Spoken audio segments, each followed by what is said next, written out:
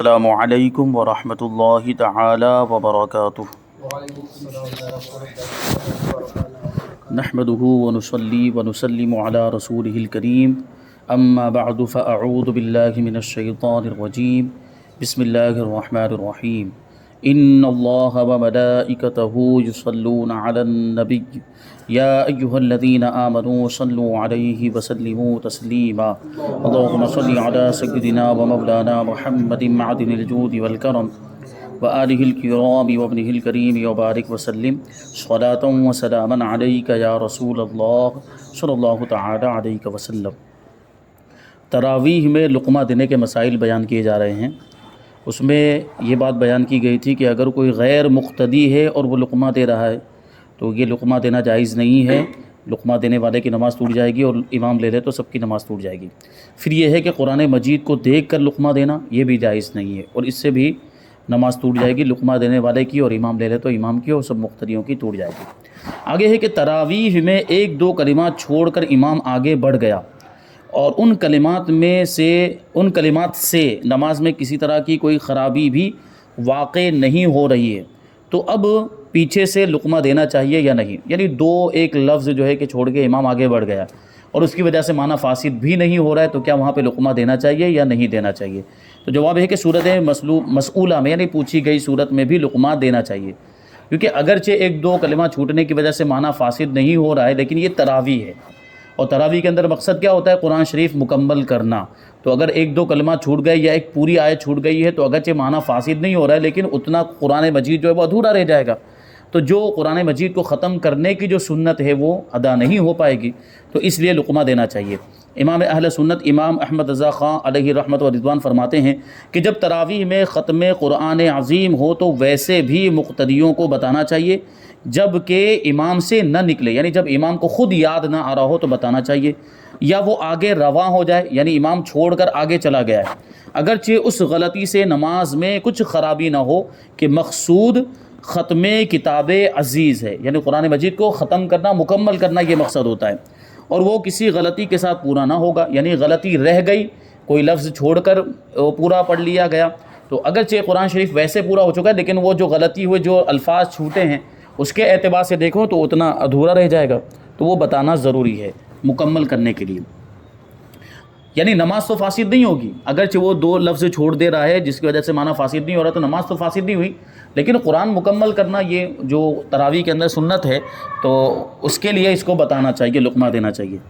اگر نماز میں نہ بتا سکے تو کیا کریں؟ مطلب کیا ہوا کہ نماز میں کسی کو یہ یاد ہی نہیں آ رہا، یعنی اتنا تو پتہ چل رہا ہے کہ غلطی ہو رہی ہے لیکن سننے والے کو بھی وہ آیت یاد نہیں آ رہی کہ تاکہ وہ لقمہ دے سکے اور کسی دوسرے مقتدی کو بھی یاد نہیں آ رہا ہے، تو ایسے میں کیا کریں؟ تو اگر نماز میں نہ بتا سکے تو فرماتے ہیں کہ سلام کے بعد بتا دیں تاکہ امام دوسری تراویح میں اتنے الفاظ کریمہ کا اعادہ کر لے، مگر افضل یہی ہے کہ نماز ہی میں بتائیں۔ کیا مطلب؟ کہ وہ 2 رکعت مثال کے طور پر پڑھی اور اس میں کوئی غلطی ہو گئی، 2-3 کلمے چھوٹ گئے ہیں جس سے معنی فاسد نہیں ہو رہا، معنی فاسد ہے تو بتانا ضروری ہو جائے گا، اور معنی فاسد نہیں ہو رہا تو نہیں بتا پائے، یاد ہی نہیں آیا مقتدیوں میں سے کسی کو، تو اب نماز کے بعد وہ 2 رکعت مکمل کرنے کے بعد بتائے کہ یہ آپ نے جو پڑھا اس میں یہ غلطی ہوئی ہے، تو اب بعد کی جو 2 رکعت پڑھے گا اس میں اس غلطی کو وہ سدھار لے، ان الفاظ کا وہ اعادہ کر لے، دہرا لے۔ امام اہل سنت امام احمد رضا خان علیہ رحمت و رضوان فرماتے کہ یہ بھی ممکن ہے کہ اس وقت نہ بتائے، بعد سلام اطلاع کر دے، یعنی نماز میں نہ بتائے، سلام پھیرنے کے بعد اس کو اطلاع کر دے کہ یہ غلطی ہوئی، امام دوسری تراویح میں اتنے الفاظ کریمہ کا صحیح طور پر اعادہ کر لے، یعنی جو غلطی ہوئی اس کو سدھار کر اتنے الفاظ دوبارہ پڑھ لے، مگر اولا ابھی بھی یعنی بہتر ابھی بتانا ہے، یعنی نماز کے اندر بتانا ہے کہ حتی الامکان نظم قرآن اپنی ترتیب کریم پر ادا ہو۔ یعنی اب ایسی صورت میں اگر آپ دیکھیں کہ نماز کے بعد اگر ہم بتا رہے ہیں کہ آپ سے یہ غلطی ہوئی تھی، یہ الفاظ چھوٹ گئے، تو اب دوسری جو رکعتیں ہوں گی تراویح کی اس میں ان الفاظ کا اعادہ کرے گا، وہ اتنی آیتوں کو پھر سے پڑھے گا، تو پہلے وہ جو جن آیتوں میں غلطی ہوئی تھی ان آیتوں کو پڑھے گا، پھر جہاں سے شروع کرنا ہے آگے قرآن شریف وہ پڑھے گا، تو ایسی صورت میں نظم قرآن یعنی جو قرآن پاک کی ترتیب ہے اس میں فرق آئے گا کہ یہ فاصلہ ہو جائے گا، نہیں یہ آیتیں جو پہلے والی جو ہوگی وہ کہاں کی ہوں گی جس میں غلطی ہوئی تھی، اور جہاں سے اس کو شروع کرنا ہے جہاں آگے پڑھنا ہے وہ الگ مقام پر ہوں گی، تو ایسی صورت میں یہ فاصلہ ہو جائے کہ وہ ترتیب کا لحاظ نہیں ہو پائے گا جو قرآن مجید کی ترتیب ہے۔ اسی وجہ سے حکم یہ ہے، بہتر یہ ہے کہ اسی نماز میں اس کو بتا دیا جائے تاکہ وہیں وہ سدھار لے اور اس ترتیب میں کوئی فرق نہ آئے۔ لیکن اگر ایسا ہوا کہ نہیں بتا پائے تو یہاں ایک ضرورت کا تحقق ہو گیا کہ اب وہ الفاظ کو بھی سنت کی ادائیگی کے لیے پڑھنا ضروری تھا، جو الفاظ چھوٹ گئے ہیں یا کوئی آیت چھوٹ گئی ہے، تو یہ ضرورت کی وجہ سے دوسری نمازوں میں یعنی بعد کی رکعتوں میں اس کو پڑھنے کی اجازت ہے، یعنی وہ آیتیں یا وہ الفاظ صحیح طور پر دہرا لیں، اور بہتر یہ ہے کہ وہ جس آیت کے اندر وہ الفاظ چھوٹے ہیں وہ پوری آیت وہ پڑھ لے، پھر اس کے بعد جہاں سے پڑھنا ہے وہ پڑھ سکتے ہیں۔ تو اس طرح کیا جا سکتا ہے۔ آگے یہ ہے کہ تراویح کے لیے جو سامع مقرر ہے یعنی سننے والا، تراویح سننے والا جو مقرر کیا گیا، کیا لقمہ دینا صرف اسی کا حق ہے، یعنی دوسرا کوئی لقمہ نہیں دے سکتا، جو سننے والا ہے وہی لقمہ دے سکتا ہے؟ تو اس کا جواب یہ ہے کہ لقمہ دینا صرف مقرر شدہ سامع کا حق نہیں، ہر مقتدی کا حق ہے، لہٰذا ہر مقتدی لقمہ دے سکتا ہے بشرطے کہ لقمہ دینے کی حاجت ہو اور لقمہ صحیح ہو۔ لقمہ دینے کی حاجت نہیں ہے تو لقمہ نہیں دے سکتے۔ اسی طرح لقمہ دینا غلط ہے اگر، تب بھی لقمہ دینے کی اجازت نہیں ہے۔ تو یہاں پر بتانا یہ چاہتے ہیں کہ سننے والا جو حافظ رکھا جاتا ہے ضروری نہیں ہے کہ وہی لقمہ دے، اگر کسی اور کو سمجھ میں آ رہا ہے کہ یہ غلطی ہو رہی ہے، وہ صحیح طور پر سمجھ رہا ہے کہ ہاں یہ غلطی ہو رہی، تو وہ لقمہ دے سکتا ہے، جبکہ صحیح طور پر لقمہ دینا وہ جانتا ہو، تو وہاں پہ اس کو لقمہ۔ اور بعض اوقات ایسا بھی ہوتا ہے کہ ایک حافظ نہیں بلکہ بہت سارے حافظ موجود ہوتے ہیں، تو اگر سننے کے لیے جو حافظ جس حافظ کو رکھا ہوا ہے وہ لقمہ نہیں دے پا رہا ہے، تو ایسی صورت میں دوسرے حافظ جو موجود ہیں جو جان رہے ہیں کہ غلطی ہو رہی، تو ان پر لازم ہے کہ وہ لقمہ دیں۔ مطلب کیا ہوا کہ صرف یہاں پر یہ بات جو ہے کہ اہم ہے، بتانا چاہ رہے ہیں کہ صرف سامع کا لقمہ دینے کا حق نہیں ہوتا بلکہ ہر مقتدی کا حق ہوتا ہے کہ وہ لقمہ دے، لیکن بہتر یہ ہوتا ہے کہ سامع کو پہلے موقع دیا جائے لقمہ دینے کا، جس کو سننے کے لیے رکھا ہوا ہے اس کا مقصد ہی ہوتا ہے، اس کو رکھنے کا مقصد ہی ہوتا ہے کہ وہ لقمہ دے گا، تو پہلے اس کو موقع دیا جائے، اگر وہ نہ دے پائے تو پھر دوسرے مقتدی لقمہ دیں۔ سیدی اعلیٰ حضرت امام احمد رضا خان علیہ رحمت و رضوان فرماتے ہیں کہ ان تمام احکام میں جملہ مقتدی یکساں ہے، یعنی لقمہ دینے کے جو احکام ہیں اس میں سارے مقتدی برابر ہیں۔ امام کو بتانا کسی خاص مقتدی کا حق نہیں، ارشادات حدیث و فقہ سب مطلق ہیں، یعنی حدیث کے اندر جو ارشادات آئے اور فقہ کے اندر جو مسائل بیان کیے گئے وہ مطلق ہیں، یعنی سارے مقتدی لقمہ دے سکتے ہیں، کسی خاص مقتدی کو اس میں جو ہے کہ یہ حق نہیں دیا گیا کہ وہ صرف مخصوص کوئی مقتدی ہے وہ لقمہ دے سکتا ہے دوسرے نہیں دے سکتے، ایسا کچھ بھی وہاں پہ قید بیان نہیں کی گئی ہے، یعنی جو بھی حدیث میں بیان کیا گیا یا فقہ میں بیان کیا گیا وہ مطلق ہے، یعنی سارے مقتدیوں میں سے کوئی بھی لقمہ دے سکتا ہے۔ قوم کا کسی کو سامع مقرر کرنے کا یہ معنی نہیں ہوتا کہ اس کے غیر کو بتانے کی اجازت نہیں، یعنی کسی کو سننے کے لیے مقرر کر دیا تو اب اس کا مطلب یہ نہیں کہ دوسرا لقمہ نہیں دے سکتا، اور اگر کوئی اپنے جاہلانہ خیال سے یہ قصد کرے بھی تو اس کی ممانعت سے وہ حق کے شرع مطہر نے عام مقتدیوں کو دیا کیوں کر سلب ہو سکتا ہے، یعنی اگر کوئی اپنی جہالت کی وجہ سے یہ سمجھ رہا ہے کہ ہم نے سننے والے کو رکھا ہے تو اب سننے والا ہی لقمہ دے سکتا ہے، دوسرا کوئی مقتدی لقمہ نہیں دے سکتا، تو اس کی یہ سوچ غلط ہے، اور اس کی اس سوچ کی وجہ سے دوسرے مقتدیوں کو جو لقمہ دینے کا حق ملا ہے وہ حق ختم نہیں ہو سکتا، وہ باقی رہے گا، کیونکہ یہ شریعت کا حق ہے، شریعت نے مقتدیوں کو لقمہ دینے کا یہ حق دیا ہوا ہے، تو سامع اگر لقمہ نہیں دے پا رہا ہے تو ظاہر سی بات ہے دوسرے مقتدیوں کو لقمہ دینا ہی پڑے گا۔ بعض حفاظ کی عادت ہوتی ہے کہ تراویح پڑھانے والے کو پریشان کرنے کے لیے اور اپنا حفظ جتانے کے لیے بار بار لقمہ دیتے ہیں، حالانکہ بعض اوقات انہیں بھی غلطی کنفرم نہیں ہوتی، بس ایسے ہی وہ اپنی صلاحیت ظاہر کرنے کے لیے اپنا حفظ کہ دیکھو مجھے کیسا یاد ہے، وہ پریشان کرنے کے لیے کبھی ایسا ہوتا ہے، اور کبھی انتقام کا جذبہ بھی ہوتا ہے۔ اگر دو حفاظ جو ہوتے ہیں وہ کبھی اس طرح بھی، ایک حافظ جو ہے 8 پڑھا رہا ہے تو ایک 12 پڑھا رہا ہے، 12 رکعتیں پڑھا، تو کبھی ان کے اندر اس طرح کے معاملات ہوتے ہیں کہ اس نے مجھے لقمہ دیا تو میں بھی ضرور اس کو لقمہ دوں گا، تو یہ تو انتقام کا جذبہ یہ کیسے جائز ہو سکتا ہے؟ یہ تراویح پڑھا رہے کہ یہاں جھگڑا کرنے کے لیے آئے، اختلاف کرنے کے لیے آئے، انتقام جذبہ جو ہے کہ یہ نہیں ہونا چاہیے۔ تو اگر کوئی ایسا کرتا ہے، اور کہتے ہیں کہ بعض اوقات تو انہیں بھی یعنی اس طرح پریشان کرنے والوں کو غلطی کنفرم نہیں ہوتی پھر بھی بتا دیتے ہیں، یعنی ان کو شک رہتا ہے، ان کو شبہ رہتا ہے کہ یہ غلطی ہوئی ہے کہ نہیں ہوئی، پھر بھی وہ اپنا حفظ جتانے کے لیے یہ لقمہ دے دیتے ہیں، اور وہ سامع بھی نہیں ہوتے، یعنی ان کو سننے کے لیے رکھا بھی نہیں گیا ہوتا، پھر بھی وہ ایسا کرتے ہیں، تو ان کا پریشان کرنے کے لیے اور صرف شبہہ کی وجہ سے لقمہ دینا کیسا ہے؟ تو جواب یہ کہ اس طرح کے ایک سوال کے جواب میں امام اہل سنت امام احمد رضا خان علیہ رحمہ فرماتے ہیں یہاں چند امور ہیں، یعنی چند باتیں ہیں جن کے علم سے حکم واضح ہو جائے گا، یعنی پریشان کرنے کے لیے لقمہ دینا، حفظ کو جتانے کے لیے ریاکاری اور دکھاوے کے طور پر لقمہ دینا یا انتقام کے جذبے میں لقمہ دینا، یہ کیسا ہے، اس کا حکم یہ آگے کی تفصیل سے معلوم ہوگا۔ پہلے نمبر پہ بتاتے ہیں کہ امام کو فوراً بتانا مکروہ ہے، پہلے بھی یہ بات آ چکی ہے کہ فوراً لقمہ نہیں دینا چاہیے، تھوڑا انتظار کرنا چاہیے کہ امام خود ہی اس کو درست کر لے، تو پھر لقمہ دینے کی ضرورت ہی نہیں رہے گی، تو یہ مکروہ ہے۔ ہاں اگر غلطی کر کے رواں ہو جائے، یعنی امام غلطی کر کے آگے بڑھ جائے، تو اب نظر کریں کہ اگر غلطی مفسد معنی ہے، یعنی وہ غلطی ایسی لفظی غلطی ہے جس کی وجہ سے معنی فاسد ہو جا رہا ہے، جس سے نماز فاسد ہو جا رہی ہے، تو پھر بتانا لازم ہے۔ اگر سامع کے خیال میں نہ آئی، یعنی سننے والے کے خیال میں وہ غلطی نہ آئی، تو ہر مسلمان کا حق ہے کہ وہ بتائے کہ اس کے باقی رہنے میں نماز کا افساد ہے، کہ اگر وہ غلطی رہ گئی تو نماز فاسد ہو جائے گی، اور دفع فساد لازم ہے، یعنی نماز سے فساد کو دور کرنا لازم اور ضروری ہے۔ اور اگر مفسد معنی نہیں، یعنی اگر وہ غلطی نماز کو فاسد کرنے والی نہیں ہے، تو بتانا ضروری نہیں، بتانا کچھ ضرور نہیں، یعنی بتانا یہاں پر ضروری نہیں بلکہ نہ بتانا ضرور ہے، جبکہ اس کے سبب امام کو وحشت پیدا ہو، یعنی اگر یہ خوف ہے کہ لقمہ دینے کی وجہ سے امام گھبرا جائے گا، بسا اوقات ایسا ہوتا ہے، اور خاص طور پر اس صورت میں جب حفاظ نئے نئے ہوتے ہیں، نیا نیا حفظ کر کے آئے ہوتے ہیں، اور ان کو اگر زیادہ لقمہ دے دیا جائے اور 2-3 لقمے اگر ان کو پڑ جاتے تو پریشان ہو جاتے ہیں اور وہ گھبراہٹ میں مبتلا ہو جاتے ہیں، تو آگے ان کو یاد بھی ہوتا ہے، تو گھبراہٹ کی وجہ سے، وحشت کی وجہ سے اور زیادہ بھولنے لگتے ہیں۔ تو ایسی صورت میں جہاں تک کام چل سکتا ہو وہاں تک کام چلانا چاہیے، کہ اگر غلطی مفسد نماز نہیں ہے اور ہم کو پتہ ہے کہ اب یہاں پر بھی اگر لقمہ دیا جائے تو امام جو حافظ قرآن ہے وہ گھبرا جائے گا اور مزید غلطیاں کرنے لگ جائے گا، تو وہاں نہ بتانے کی بھی اجازت ہے۔ وہ بعد میں نماز کے بعد فارغ ہونے کے بعد وہ بتا دے کہ یہ ہوا، اس طرح کی غلطی ہوئی، پھر اس کو سدھار دیا جائے۔ تو اگر امام کو وحشت ہوتی ہو تو نہ بتایا جائے، بلکہ بعض قاریوں کی عادت ہوتی ہے کہ غیر شخص کے بتانے سے اور زیادہ الجھ جاتے ہیں، اور کچھ حروف اس گھبراہٹ میں ان سے ایسے صادر ہو جاتے ہیں جس سے نماز فاسد ہو جاتی ہے، کہ گھبراہٹ میں کچھ بھی نکل جاتا ہے ان کی زبان سے، ایسے وحشت میں مبتلا ہو جاتے ہیں، پھر کچھ بھی پڑھنے لگ جاتے ہیں، یا کچھ الفاظ ایسے نکل جاتے ہیں جو نماز کے اذکار میں سے نہیں ہوتے، اس طرح کے، تو اس سے تو نماز بھی فاسد ہو سکتی ہے۔ تو اس صورت میں اوروں کا سکوت لازم ہے، یعنی سامع کے علاوہ دوسرے لوگ پھر خاموش رہیں۔ وہ سامع سے مانوس ہوتا ہے، سننے والا اگر لقمہ دیتا ہے تو وہ سمجھتا ہے کہ ہاں ٹھیک ہے یہ لقمہ دے رہا ہے، اور اس کی وجہ سے اس کو گھبراہٹ اور وحشت نہیں ہوتی، لیکن سب ایک ساتھ میں لقمہ دینے لگ جائیں۔ یہ بھی ہو سکتا ہے کہ 3-4 حفاظ پیچھے کھڑے ہیں اور کوئی غلطی ہو، سب ایک ساتھ میں ایک ہی آواز میں ملا کر، یا آگے پیچھے اگر لقمہ، یہ افراتفری والا ماحول ہو جائے گا، اس سے اور گھبراہٹ پیدا ہوگی، وحشت کہ کس کا لقمہ لے کس کا نہیں، کس کو سنے کس کو نہ سنے۔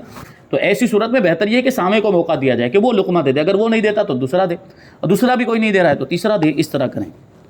تو کہتے ہیں کہ اوروں کا سکوت یعنی خاموش رہنا لازم ہے، کہ ان کا بولنا باعث فساد نماز ہوگا، کہ اگر وہ بولیں گے، سب مل کر بولیں گے، وہ وحشت میں گھبراہٹ میں کچھ کا کچھ بول دے گا، اس کی منہ سے اس کی زبان سے کچھ اور نکل جائے گا، جس سے نماز فاسد بھی ہو سکتی ہے۔ دوسرے نمبر پر بیان کرتے ہیں کہ قاری کو پریشان کرنے کی نیت حرام ہے، کہ جو نماز پڑھا رہا ہے، جو حافظ، اس کو پریشان کرنے کی نیت سے اگر لقمہ دے رہا ہے تو یہ لقمہ دینے والا حرام کا مرتکب ہے۔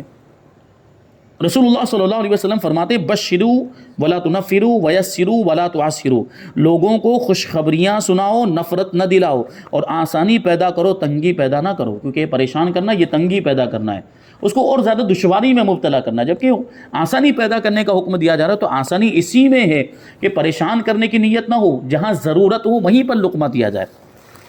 بے شک ایسا کرنا آج کل بہت سے حفاظ کا شیوا ہو چکا ہے، یعنی بہت سے حفاظ کی عادت ہو چکی ہے کہ پریشان کرنے کے لیے لقمہ دیتے ہیں۔ یہ بتانا نہیں بلکہ یہ حقیقتاً یہود کے اس فعل میں داخل ہے، لا تسمعوا لهذا القرآن والغوا فیہ، کہ اس قرآن کو نہ سنو اور اس میں شور ڈالو، یعنی یہ بتانا نہ ہوا، یہ لقمہ دینا نہ ہوا، بلکہ یہ تو یہودیوں کے فعل کی پیروی ہو گئی۔ یہودی جب قرآن کو سنتے تھے تو کیا کہتے تھے؟ اپنے جو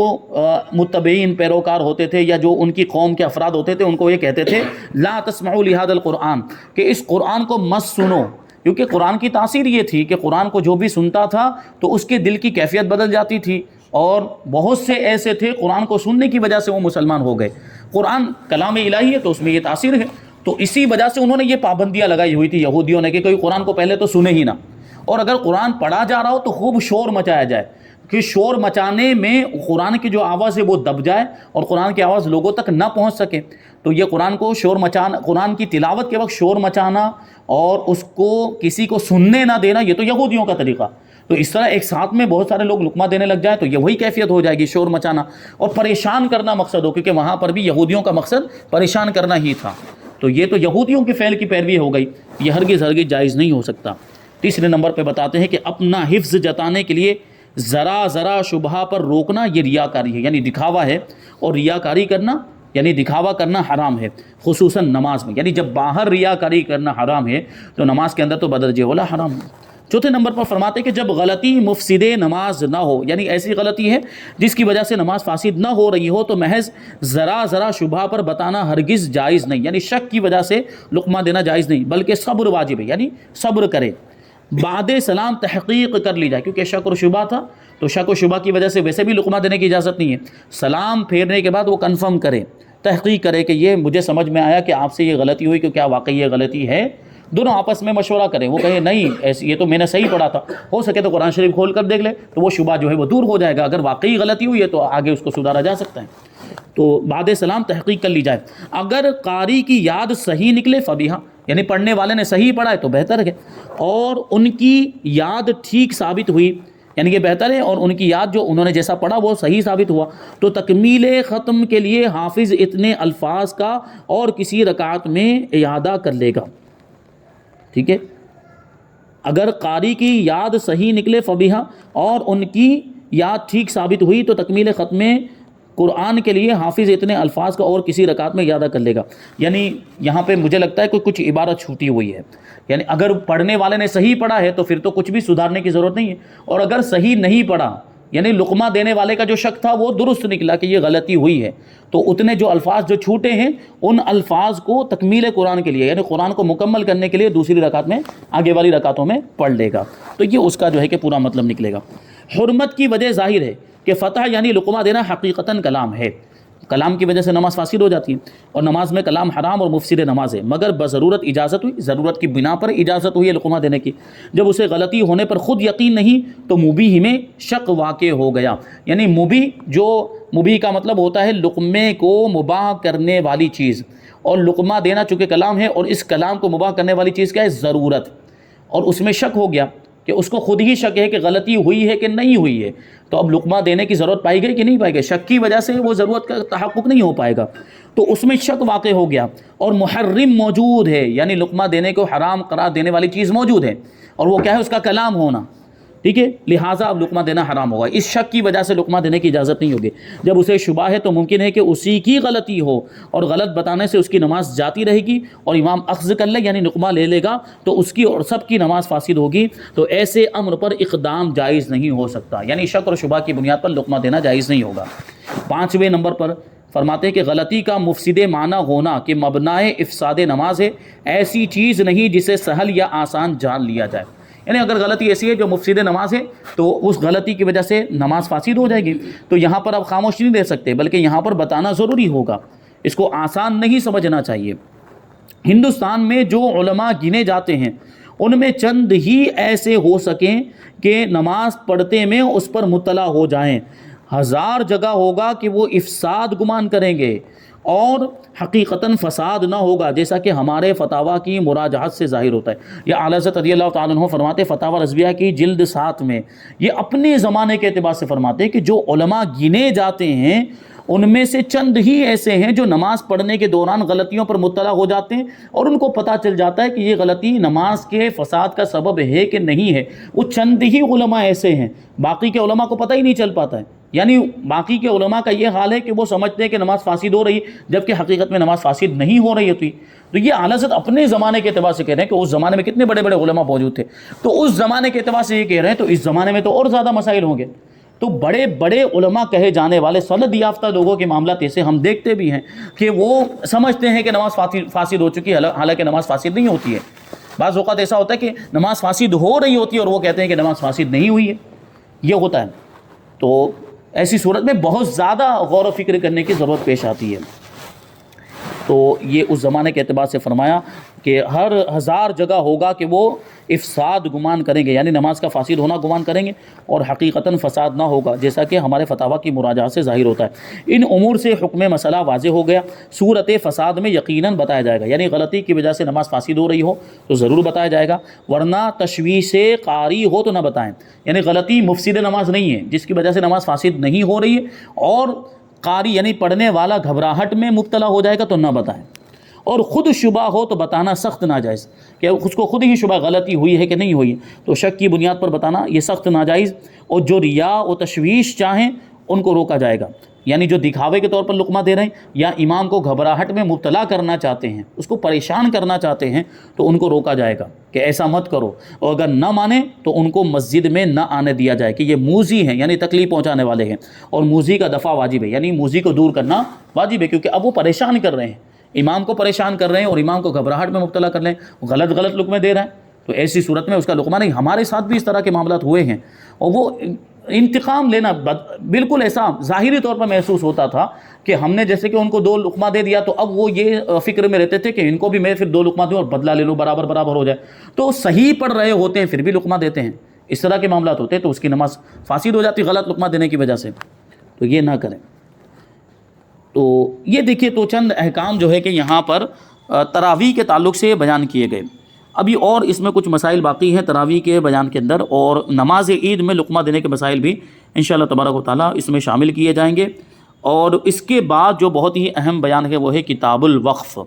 وقف کا بیان ہے۔ وقف کی جو چیزیں ہوتی ہیں جیسے مسجد ہے، مدرسہ ہے، قبرستان ہے، اس کے تعلق سے اس کے جو مسائل ہوتے ہیں وہ بڑے باریک ہوتے ہیں، ان کا جاننا بھی بہت زیادہ ضروری ہے۔ تو انشاءاللہ اس کو ہم آگے سماعت کریں گے۔ اللہ تبارک و تعالیٰ کی بارگاہ میں دعا ہے کہ جو کچھ بھی بیان ہوا اس پر ہم سب کو عمل کرنے کی توفیق عطا فرمائے۔ وما علینا الا البلاغ۔ السلام علیکم۔